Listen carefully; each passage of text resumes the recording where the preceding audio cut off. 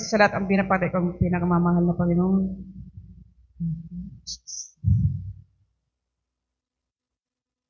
Ang pagbati po sa beloved Pastor Wilshire Abeda at maging sa ano po sa beloved Chervin po sa inyong lahat ay sa hallelujah. Binabati ko po ang beloved assistant pastor po si Lina C. Almeida po sa Almeida family po, beloved preacher, sa inyo pong lahat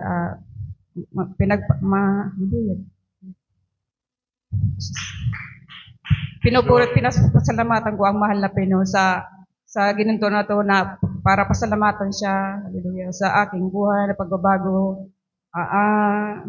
I-share ko lang po na nangyari sa aking buhay po. Akala ko mahal na Panginoon, mawalay ako sa kanya sa kabagan ng mahal na Panginoon. Muli niya po akong binalik sa kanyang balal na gawain, hallelujah.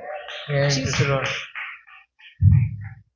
Pinapasalamatan ko ang mahal na Panginoon sa pagbabago ng aking buhay.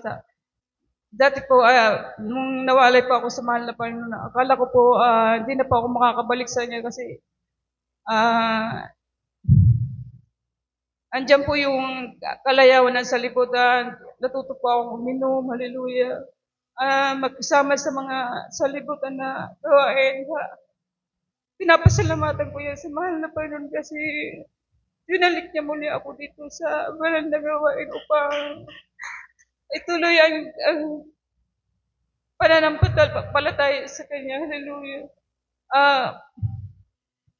Pinapasalamatan ko ang mahal na Panginoon. Ngayon po, isa na rin po akong ginagamit sa banal na ubos na para pagpurihan siya, pares kami ng aking anak ko.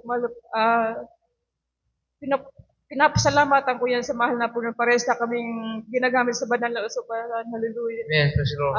Pinapasalamatan ko ang mahal na Panginoon na sa ngayon po, sa pagaling ng aking karamdaman, lubos ko po yung pinapasalamatan sa mahal na Panginoon. Sa ngayon po, pagamat minsan ho, yung anak ko minsan, pag nagkakasakit pa yan, minsan po, sa anuhan ko po na